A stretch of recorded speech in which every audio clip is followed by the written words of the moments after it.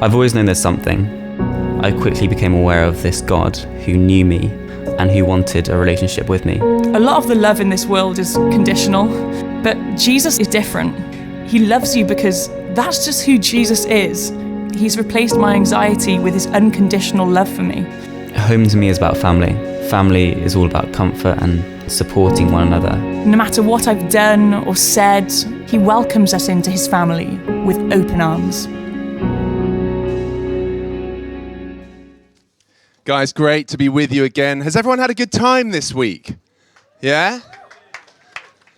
Who's been to sort of most of the events? Put a hand in the air if you've been in this tent most of the week. Okay. Who's been to like a good handful of events? Anyone been to them? Is anyone here at their first event right now, right here today? Why don't we give it up for those guys? Let's welcome them to the Tent of Joy. And can we also give it up? I just have been amazed all week by realizing that this has all happened because of just an incredible team of volunteers and people who are part of the CU, who are fellow students just like you, just like me, and a mature student in my 40s, thanks, Bryn. But they are incredible servants, and they're simply doing this because they love God and because they love you. So laying on, just buttering up all these stotties every single day. Can we hear it for the amazing team that's made all of this possible? Why don't we give it up? Show your appreciation to them.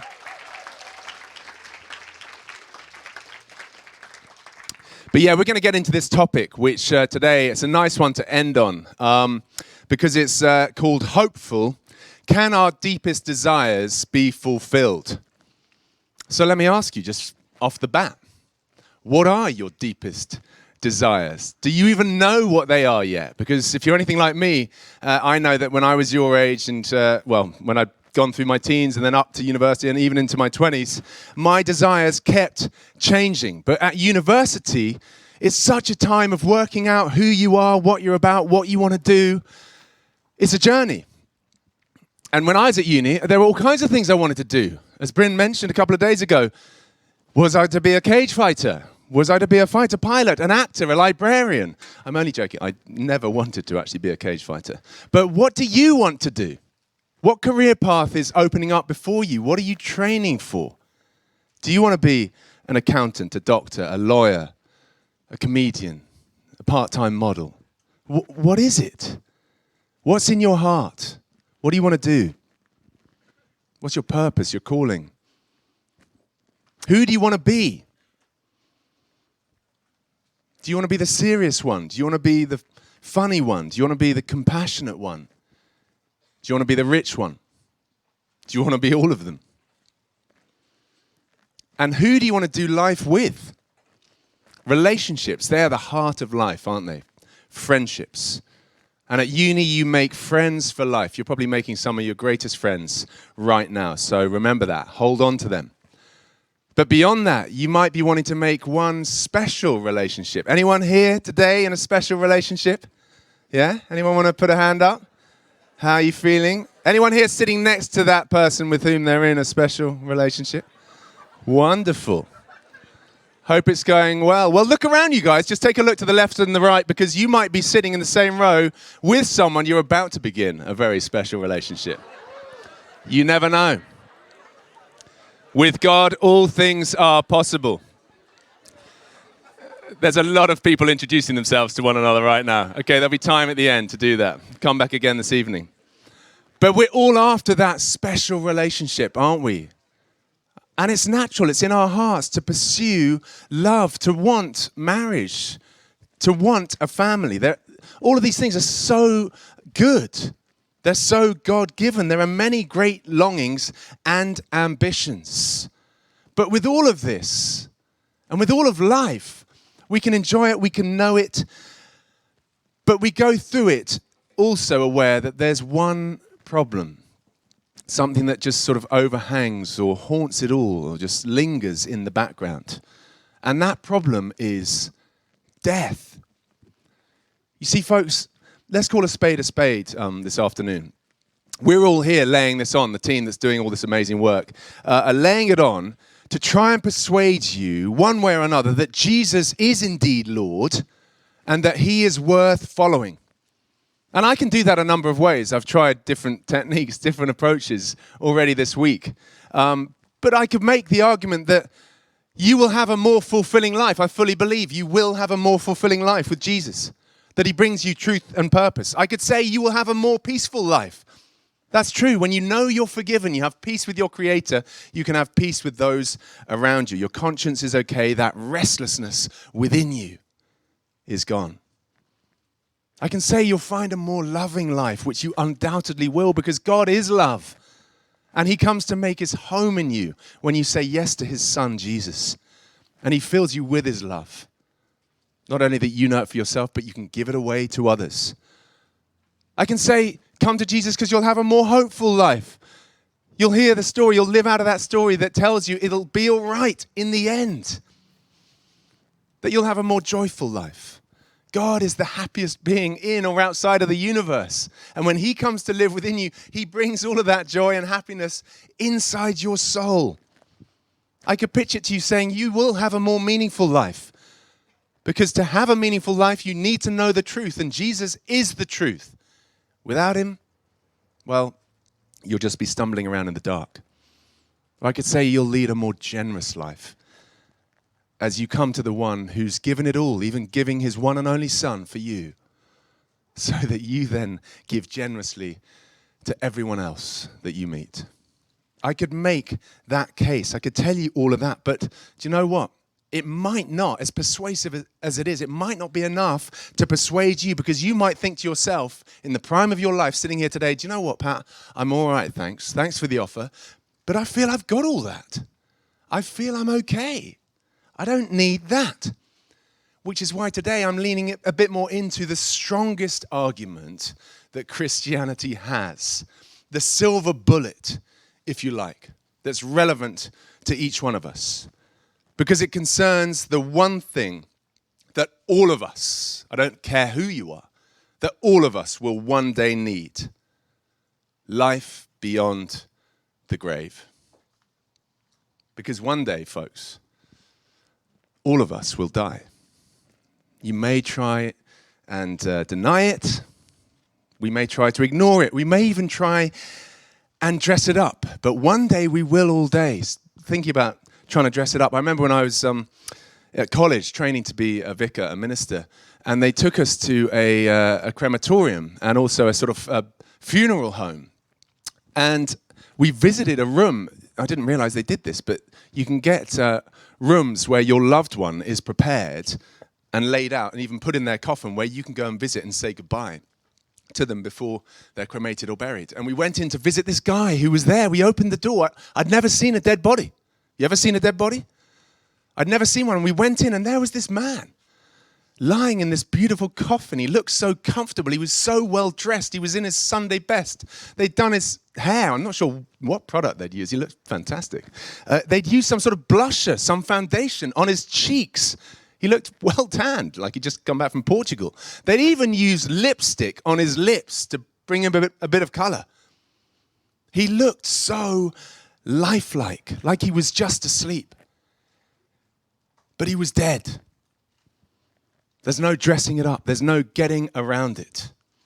And when it comes to death, we need to speak honestly about it sometimes.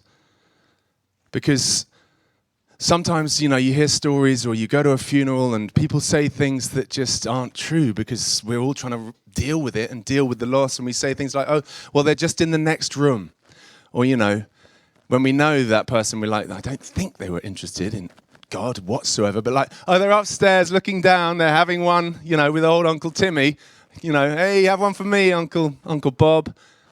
And we say this stuff, but we've got to be honest about it, the reality of how difficult it is, and that it's coming.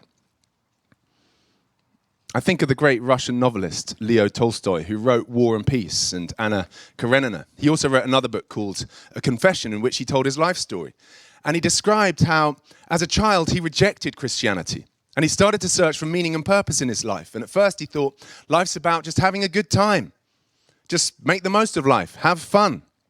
Maybe that's you here at Durham. And he entered the social whirl of Moscow and St. Petersburg. He drank heavily. He was promiscuous. He basically led a wild life. And he found that kind of left him feeling a little bit empty. So he thought, well, maybe money is the answer. He'd inherited a lot of money, and he started to make a lot of money out of his books as well. And he found that money is kind of like seawater. The more you drink of it, the more thirsty you get. That didn't really satisfy. And he thought, well, maybe fame, importance, success, maybe that's the answer. If I can be really successful. And he wrote what the Encyclopedia Britannica describes as one of the 2 or 3 greatest novels in the whole of world literature. But it still didn't seem to satisfy him. And he thought, well, maybe it's all about relationships, marriage, family life. He married in 1862 and had a very happy family and 13 children, which he said distracted him from his search for the overall meaning of life. He was surrounded by what looked like, everyone looking at Tolstoy would say, wow, you've got everything. You've got complete happiness. But he said one question drove him to the verge of suicide. And the question was this: what meaning has my life that the inevitability of death does not destroy? And he started to think, he thought, well, the philosophers must have had an answer to this. The scientists must have had an answer to this. So he started to search in every field of science and philosophy to answer that question. Why do I live? And the only answer he came up with was this: in the infinity of space and the infinity of time, infinitely small particles mutate with infinite complexity. And he didn't find that very satisfying. But then he looked around at his friends, his contemporaries, and he also saw that they weren't even facing up to this question. So well done for being here in this tent today. But what he eventually found in the very poor people of Russia was that they had found the answer in their faith in Jesus Christ. His search was provoked by the inevitability of death. So our question is, can our deepest desires really be fulfilled ultimately? And the answer, of course, is no. Because every single one of us will die. And it will all be taken away. The friends, the family, the career, the house, the money, the body, our very breath itself. Everything we ever loved or longed for or worked for or dreamt about. All gone. Forever, it would seem. Unless there's life beyond the grave. And unless there's someone to take us through it, death, and to it, that life. And guys, this is why it all hinges on this one man, Jesus Christ. And more specifically, on his resurrection. Because if he didn't rise from the dead, if it's all made up, and he's still in the ground somewhere in Israel, dead and buried like everyone else from human history, well, if that's the case, then it's all pointless. We might as well pack up and go home now. Because he can't help us. He can't help us any more than Confucius can, or Buddha can, or Muhammad can, or anyone else who's dead and buried today. But if the resurrection happened, if Jesus really did rise and is indeed still alive today, as the Bible claims, and as every Christian claims, then everything has changed. And hope has the last word. And our deepest desires really can then be fulfilled. Not only that, they can be exceeded beyond our wildest imagination.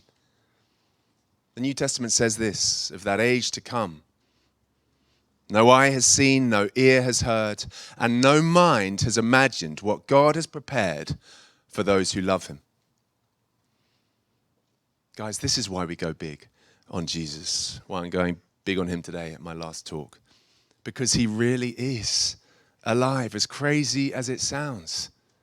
He really did come back from the dead, and he really can change everything. in your life, in my life, and in our world. And he really does love you. And he wants to be at the heart of your life.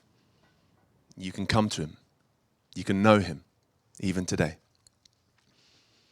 And if you do, you may find that some of your desires, let me say that again, you will find that some of your desires will change for the better. Some may stay the same. But he will give you a bigger vision for your life than you ever had before. When it comes to your calling, figuring out what you want to do, you are no doubt wrestling with what you're meant to be doing. Well, when you come to the one who made you, who knows you better than you know yourself, he will guide your steps. He'll show you what he made you to do. And you'll find more satisfaction in following him and doing those things than you ever thought possible. And then, in the age to come, wow, how exciting. The Bible says we will rule and we will reign with him in that new creation, where there will be lots to do. We'll have so much fun. We're not just going to be sitting around on a cloud. We're going to be ruling, we're going to be reigning, we're going to be bossing it in a new heavens, a new earth, a new universe. Who knows what's going to be happening? We'll be relating to each other. There'll be different responsibilities given. There'll be a sort of hierarchy, but we'll delight in our different roles. I can't wait for Bryn to be my personal butler in the age to come. Throughout eternity, we're going to have so much fun, Bryn. That's what's on offer. A calling that's transformed. Or your relationships, our relationships, the greatest gift of life. Those relationships only get better when you come to Jesus, when you come to God, because those relationships become more open, more honest, more united and real with one another. Why? Because when you know that you are ultimately held and loved and accepted by God, then you know that you cannot die from the rejection of others. And it allows you to be real and have the deepest relationships you'll ever have. And then, well, in the age to come, we just get to hang out with each other and with our bezies for billions and billions of years. I mean, just think of the highest high you've ever had in this life. And then just multiply it, I don't know how many times, 1,000, 1,000,000, 1,000,000,000 times. Because one moment in heaven will be greater than the highest and best moment in this life. And it will stay at that level. It won't drop off. And we'll be hanging out together. We'll be filled with the energy and the life and the glory of God. We'll be everything we've ever hoped or imagined and more. And we'll be doing it together. That deepest part of us that longs for a permanent relationship with one person, knowing and being known. Our desire perhaps for marriage, which we see in this life, the most intimate relationship here on earth. Well, the Bible describes heaven as a party. And it's a party because it's a wedding party. Celebrating the wedding between Jesus and his bride, the church. That's you and me, if we'll come to him. It's the most fulfilling relationship you could imagine. Total connection with God. Imagine being, it's a bad analogy, but being plugged into the mains in terms of electricity. The power that would, it wouldn't be a good result, but just imagine you're plugged into the reality, the creator of the universe. Imagine how much life would flow through you. That's what we're looking at, guys. That's what we're talking about. It's crazy, I know, but that's what we've got to come. And our deepest desires when it comes to ourselves, knowing who we are and living as the people God made us to be. Again, university, you're on such a journey of discovering that, wrestling with that, working out who you are. And it will continue for the rest of your life. But listen, only our Maker can ultimately tell us who we are. We need to come to our Father in heaven to hear what he has to say about us. I've just got a little video clip to just illustrate this now. So just watch the screen and this should come up.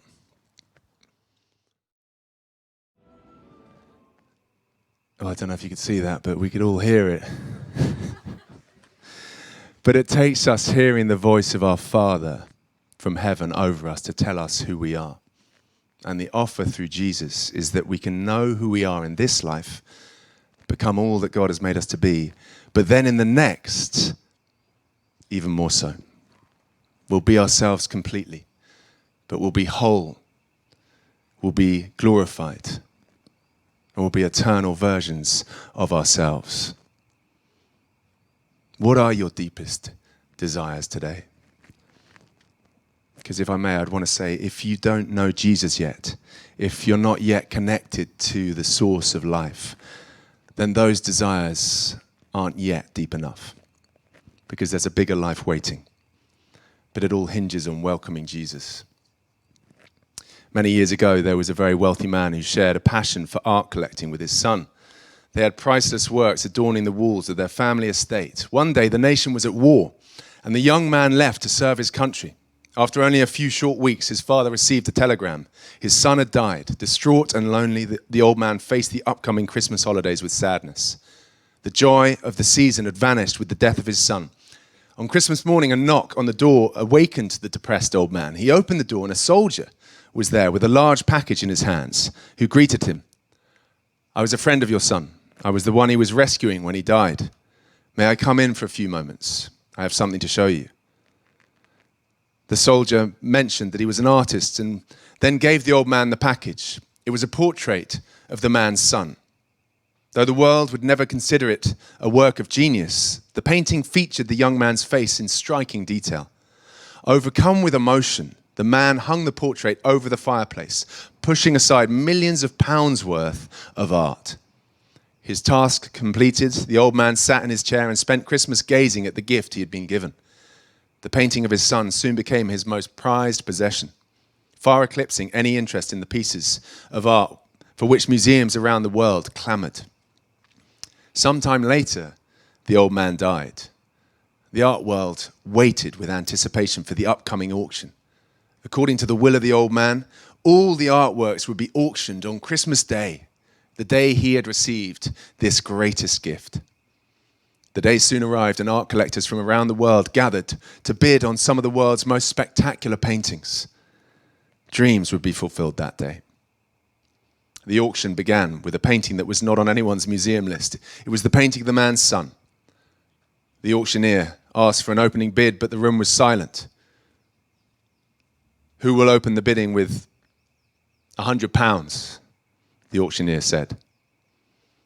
No one spoke. Finally, someone said, "Who cares about that painting? It's just a picture of his son. Let's move on to the good stuff." The auctioneer responded, "No, we have to sell this one first. Now, who will take the son?" Finally, a voice came from the back, offering just £50. It was all he could afford. It was the family's gardener, who had known and loved the boy. The auctioneer said, "Going once, going twice, gone." The gavel fell. Cheers filled the room, and someone exclaimed, "Now we can get on with the real treasures." The auctioneer looked at the room filled with people and announced that the auction was over. Everyone was stunned. Someone spoke up and said, "What do you mean it's over? We didn't come here for a painting of someone's son. There are millions of pounds worth of art here. What's going on?" The auctioneer simply replied, "It's very simple. According to the will of the Father, whoever gets my son gets everything."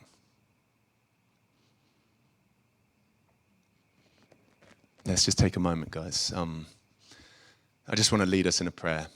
I just ask you to be still, be quiet, just take some time out. If you're not the praying type, that's cool. Feel free to shut your eyes. I just want to make it possible. You know, we've spoken a lot about coming home this week and the invitation that is open to all of us to connect with our Creator, to meet the one who made us, and to begin this relationship with God. I just want to say a quick prayer that essentially makes that possible. You can take that step. You may feel nothing, that's fine. It's a journey that you can begin today. You may feel something, that's also wonderful. Do tell a friend, someone you came with, but let's just pray, if you'd like to. And as we've done before, it's just going to be a prayer essentially saying, thank you for your love, God. Sorry for the things I've done wrong, living life my way. Please come into my life by your Spirit. So if you'd like to, you can echo this prayer in your heart. Father, thank you that you love me. I'm hearing this stuff for the first time or beginning to hear about it. And it sounds amazing, but I don't yet know it for myself.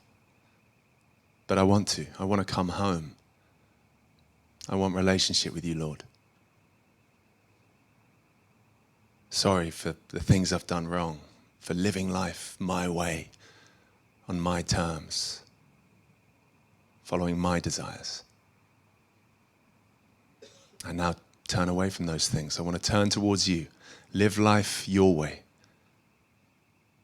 I want to choose your Son and get everything. Please, Lord,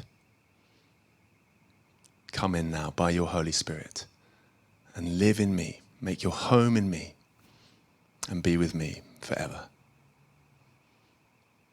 In Jesus' name, amen.